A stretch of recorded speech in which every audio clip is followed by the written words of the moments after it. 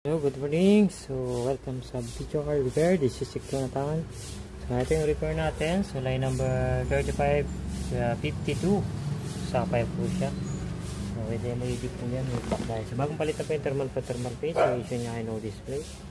So, okay na po siya. It's working fine. As you can see. So, yung testing natin. Ito po siya. So, finish na yung gauge. Okay. So, running siya ng stress test in the background. So, kita natin. So, all. Yan. So, ito po yung ating running siya ng stress test. 46 minutes. So, mag-isang oras na po siya. Yan. As you can see, benchmark. Yan. So, ito po yung ano niya, optimize. So, ito ang ating score na nakuha. So, with games on background. Yan. So, isang oras na siya mahigit. So, tinatry natin siya sa games. So, ito po ang GPU temperature niya. 68, hotspot, 89, 74, memory temperature. Yan. So, lowest lang po ang temperature natin. So, okay na po siya. Gumagana na po ng maayos. Okay. So, yan na testing natin. Bala na testing ko na rin to kahapon. Kaya lang ay palanganing oras na kaya hindi na natin siya tinapos. Yan. So, ngayong maga na lang natin siya tinesting.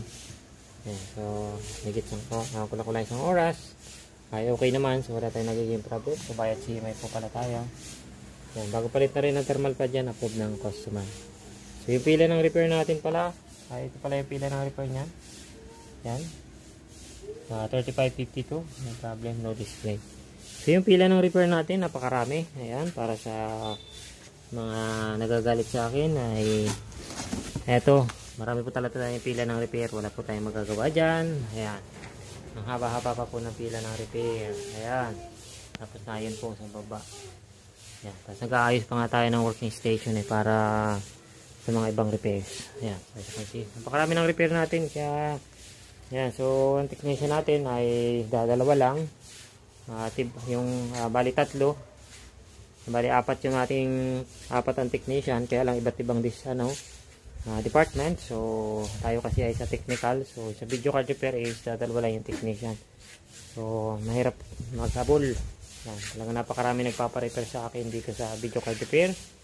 Yan. So, tambak na tambak tayo sa repair. Kaya, just be patient lang for waiting for repair. Okay?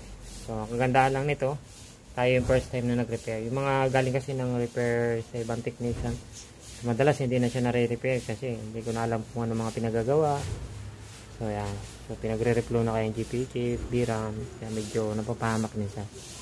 Yan. So okay na po ito sir. Ito na po yung update sa ating video card repair. So thank you for watching. This is Jonathan.